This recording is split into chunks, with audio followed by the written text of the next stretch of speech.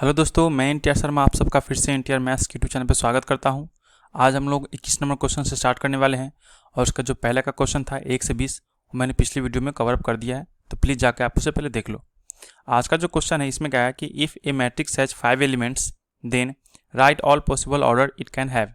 तो हमें क्या बताना है कि अगर कोई मैट्रिक्स के 5 एलिमेंट्स हैं तो मैट्रिक्स का ऑर्डर कितना बाई कितना का हो सकता है।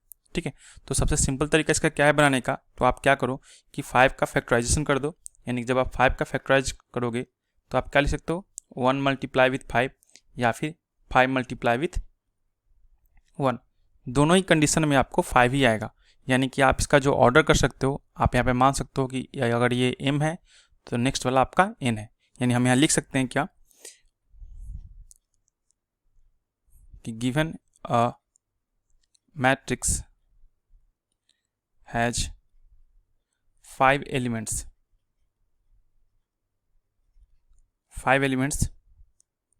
so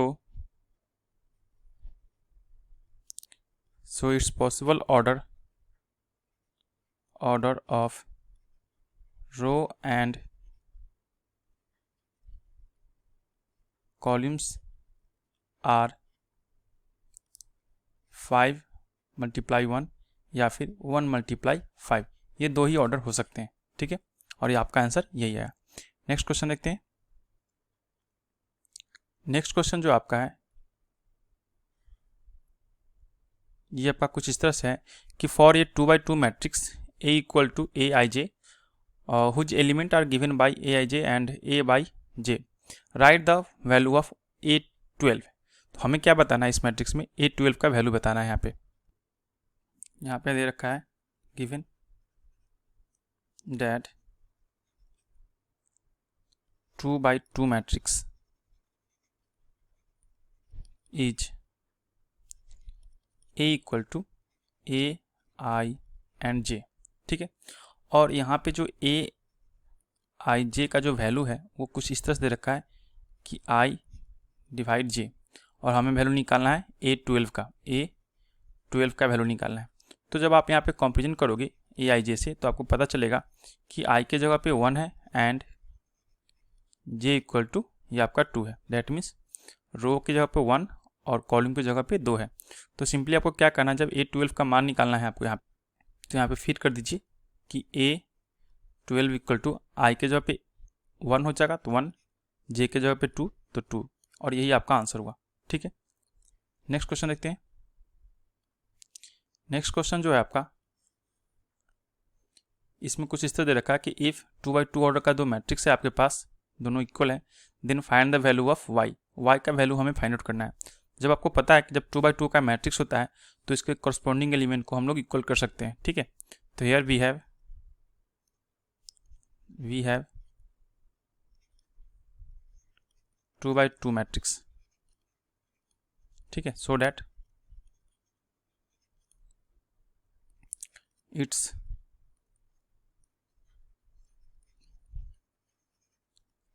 corresponding elements are equal। ठीक है, तो हम देखेंगे यहाँ पे कि x को जब यहाँ पे कंपेयर करेंगे दूसरे मैट्रिक्स से तो x का वैल्यू आ जाएगा आपके पास 3। सेकेंड यहाँ पे देखिए x माइनस वाई को भी ले सकते हो आप यहाँ पे, या फिर 2x प्लस वाई को आप 8 के साथ ले सकते हो। दोनों में से कोई आप ले लो, आपके ऊपर डिपेंड करता है। तो मैं यहाँ पे क्या कर रहा हूँ, x minus y equal to 1 दे रखा है, मैं इसे कंपेयर कर लेता हूँ। तो x का मान हमें क्या आया, 3 आया, तो यहाँ पे 3 पुट कर लेता हूँ, माइनस का 1 equal to 1। That means y equal to क्या आएगा, ये 3 और ये प्लस का 1 जो था इधर आएगा तो माइनस का 1, डैट मीन्स 2 आया। तो y का मान क्या आ गया आपके पास, ये 2, और आपका आंसर यही होगा। ठीक है, अब चलिए नेक्स्ट क्वेश्चन देखते हैं हम लोग। नेक्स्ट क्वेश्चन जो है इसमें है कि from the flowing matrix equation find the value of x। इसमें भी हमें x का वैल्यू फाइंड आउट करके दिखाना है। ठीक है, तो यहाँ पे देखिए एक वेरिएबल आपका यहाँ पे दे रखा है जो कि इसके साथ बराबर होगा, और दूसरा वाला वेरिएबल यहाँ पे दे रखा है जो कि इस वेरिएबल के साथ यहाँ पे कांस्टेंट के साथ बराबर होगा। यहाँ पे देख लो कि जो मैट्रिक्स है आपका ये भी आपका 2x2 का मैट्रिक्स है। Here we have 2x2 matrix, so that its corresponding element, इसके संगत जो अवयव हैं, corresponding elements आर इक्वल। ठीक है, तो आप यहाँ पर लिख सकते हो कि x plus y equal to 3 and 3y equal to 6। यहाँ का जो एलिमेंट है मैंने यहाँ पे इस एलिमेंट के साथ इक्वल कर दिया है, और 3y वाला जो एलिमेंट है मैंने इसको 6 के साथ इक्वल कर दिया है। तो y का जब वैल्यू आप फाइंड आउट करोगे तो ये 6/3 कैंसिल होकर 2 आएगा आपके पास, और इस 2 को जब यहाँ पे फीड करोगे आप तो x प्लस 2 इक्वल टू 3 आएगा। डैट मीन्स x का जो मान आएगा ये आपका 1 आ जाएगा। x का वैल्यू क्या आ गया? 1, यानी कि x का मान 1 आया और y का मान 2। आपसे क्या पूछा है? आपसे पूछा है कि x का वैल्यू, तो आप x इक्वल टू 1 आपका आंसर जाएगा। ठीक है, अब चलिए नेक्स्ट क्वेश्चन देखते हैं हम लोग।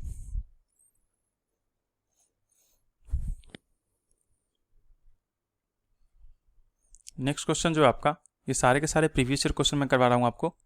Find x from the matrix equation. ये जो हमें मैट्रिक्स दे रखा है इसमें हमें x का वैल्यू फाइंड आउट करना है। तो यहाँ पे देखिएगा कि ये जो आपका है फर्स्ट मैट्रिक्स 2/2 ऑर्डर का है।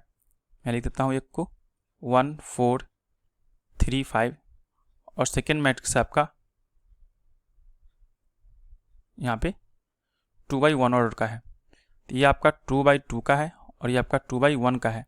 तो इसका जो रिजल्ट आएगा, रिजल्ट मैट्रिक्स, ये भी मैट्रिक्स आपका आएगा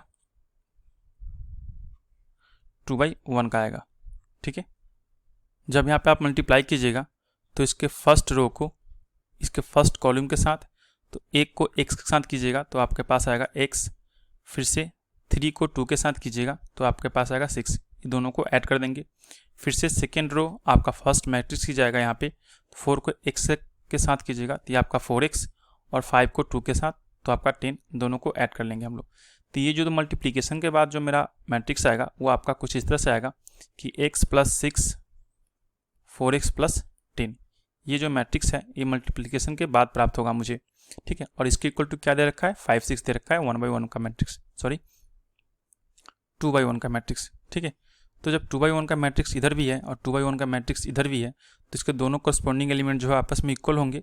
तो मैं लिख सकता हूँ यहाँ पे कि x plus 6 equal to 5 and 4x plus 10 equal to 6। ये दोनों इक्वेशन ही सेटिस्फाइड होंगे। मुझे सिर्फ x का मान निकालना है, तो आप किसी एक से भी निकाल सकते हो। ठीक है, मैं इसी से निकाल लेता हूँ कि x का मान क्या आएगा, आपके पास -1 आएगा, और यही आपका आंसर होगा। ठीक है, चलिए नेक्स्ट क्वेश्चन देखते हैं हम लोग।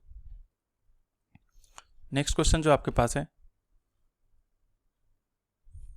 इसमें देखिए कि इफ़ 3 4 2x, ये आपका 2/2 का मैट्रिक्स है, और फिर इसके साथ एक और मैट्रिक्स का मल्टीप्लिकेशन कर रखा है 2/1 मैट्रिक्स का। ठीक है, तो सबसे पहले मैं क्या करता हूँ, इन दोनों मैट्रिक्स का मैं मल्टीप्लिकेशन प्राप्त कर लेता हूँ। तो आपका 3 2 4x, ये आपका 2/2 का मैट्रिक्स है, और इसके साथ मल्टीप्लाई करना है आपको 2/1 के मैट्रिक्स का। ठीक है, तो आपके पास जो रिजल्ट में मैट्रिक्स आएगा वो आपका 2 और 1, यानी कि जो यहाँ पर आएगा मैट्रिक्स गुना करने के बाद वो आपका 2/1 का होना चाहिए। तो मैं यहाँ पे गुना करता हूँ। देखिए यहाँ पे इसका फर्स्ट रो इसके फर्स्ट कॉलम के साथ मल्टीप्लाई होगा, तो 3 में x गुना कीजिएगा, ये आपका 3x, 4 मल्टीप्लाई विथ 1 तो आपका 4 ही होगा, प्लस फिर से सेकेंड रो का फर्स्ट कॉलम के साथ 2 में x से 2x, प्लस x में 1 से, तो आपका यहाँ पे x आ जाएगा। ठीक है, जब ये गुना होगा तो इसके बाद हमें प्राप्त होगा क्या, 3x प्लस 4, और नीचे होगा 2x प्लस x, ये आपका टोटली 3x हो जाएगा, और इक्वल टू 19, और नीचे आपका 15। अब दोनों आपका जो मैट्रिक्स है ये 2/1 का मैट्रिक्स है, तो किसी एक को आप इक्वल कर लो। तो मैं यहाँ क्या करता हूँ, उसके कॉरस्पॉन्डिंग एलिमेंट में 3x इक्वल टू मैं 15 ले लेता हूँ। ठीक है, तो x का मान क्या आ जाएगा, x का मान आ जाएगा 5। x का मान क्या आ गया आपके पास, ये 5 आ गया, और हमें x का ही वैल्यू फाइंड आउट करना था, तो x का मान क्या आ गया 5, और इसका आंसर यही होगा। चलिए नेक्स्ट क्वेश्चन देखते हैं हम लोग।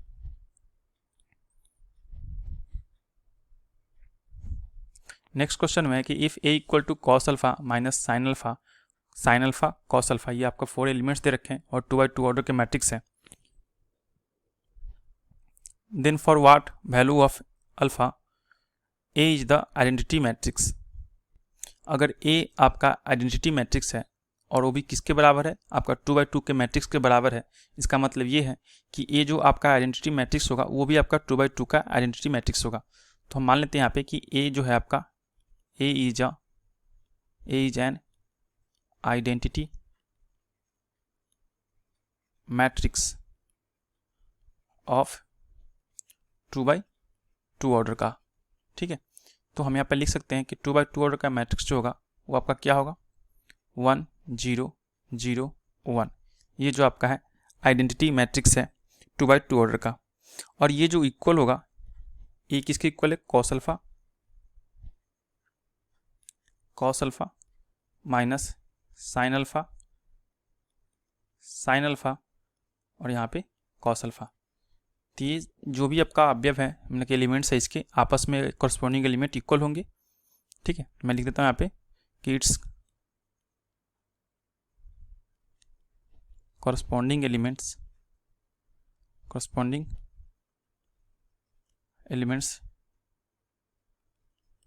will be equal। ठीक है, तो आप किसी एक को ले लो कि यहाँ पर cos अल्फा इक्वल टू मैं 1 लेता हूँ। ठीक है, इसका फर्स्ट एलिमेंट जो है यहाँ का फर्स्ट एलिमेंट के साथ मैं इक्वल कर देता हूँ। तो आप यहाँ पे देखिएगा कि cos अल्फा इक्वल टू 1 के लिए मैं लिख सकता हूँ यहाँ पे cos 0 डिग्री। cos 0 डिग्री का मान होता है आपका 1, cos 0 डिग्री इक्वल टू 1, यानी कि cos 0 डिग्री इक्वल टू 1। जब आप कंपेरिजन कीजिएगा तो cos से cos कैंसिल हो जाएगा और अल्फा इक्वल टू क्या आएगा, 0 डिग्री।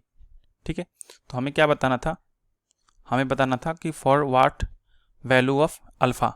तो अल्फा के जगह पे मैं क्या रखूंगा यहाँ पे, 0 डिग्री। ठीक है, और इसका आंसर यही हो जाएगा। चलिए नेक्स्ट क्वेश्चन देखते हैं। नेक्स्ट क्वेश्चन जो आपका इसमें है कि इफ़ 2/2 ऑर्डर का दो मैट्रिक्स का मल्टीप्लिकेशन दे रखा है यहाँ पे और इक्वल कर रखा है 7 11 और k 23, तो हमें k का वैल्यू फाइंड आउट करना है। तो जहाँ पे मैट्रिक्स दे रखा है उसे मैं पहले मल्टीप्लाई कर लेता हूँ। ये आपका 2/2 ऑर्डर का है, 1 2 3 4 3 1 2 5। ये दोनों के दोनों क्या है, आपका 2/2 का ऑर्डर का मैट्रिक्स है। तो जो मुझे रिजल्ट में प्राप्त होगा वो भी आपका 2/2 ऑर्डर का ही मैट्रिक्स होगा यहाँ पे। ठीक है, तो सबसे पहले मैं इसका फर्स्ट रो को फर्स्ट कॉलम के साथ मल्टीप्लाई करता हूँ। इसके फर्स्ट रो को मैं इसके साथ फर्स्ट कॉलम के साथ मल्टीप्लाई करूँगा। ये आपका 1 के साथ 3 चला जाएगा तो 3, और फिर से 2 के साथ ये आपका 2 जाएगा, दैट मीन्स ये आपका 4। फिर से फर्स्ट रो को इसके सेकेंड कॉलम के साथ 1 के साथ 1 तो 1, 2 के साथ 5 तो प्लस का 10। फिर से इसका सेकेंड रो फर्स्ट कॉलम तो 3 3 जा 9 और 3 2 जा ये आपका 4 2 जा 8। फिर से आपका सेकेंड रो सेकेंड कॉलम 2 3 जा 3 एंड 4 5 जा 20। ठीक है, अब इन दोनों को जब मैं ऐड करूँ तो यहाँ पे मुझे प्राप्त होगा 3 + 4 7, ये आपका 11, ये आपका 17 और आपके लास्ट में आएगा 23। तो ये जो मुझे प्राप्त हुआ ये दोनों मैट्रिक्स को मल्टीप्लाई करने के बाद प्राप्त हुआ। और इसके बराबर क्या दे रखा था, मुझे ये दे रखा था यहाँ पे 7 11 k 23। अब इसके कॉरस्पॉन्डिंग एलिमेंट को मैं जब इक्वल करूँगा तो आप देखोगे क्या कि यहाँ पे जो k का वैल्यू है ये वैल्यू आपका इक्वल है इस 17 के साथ। ठीक है, तो यहाँ पे लिख सकते हैं कि k इक्वल टू क्या हो गया, 17। This is the answer of this question. ठीक है, थैंक यू वेरी मच। आगे का जो क्वेश्चन है हम लोग नेक्स्ट वीडियो में कवर करेंगे। धन्यवाद।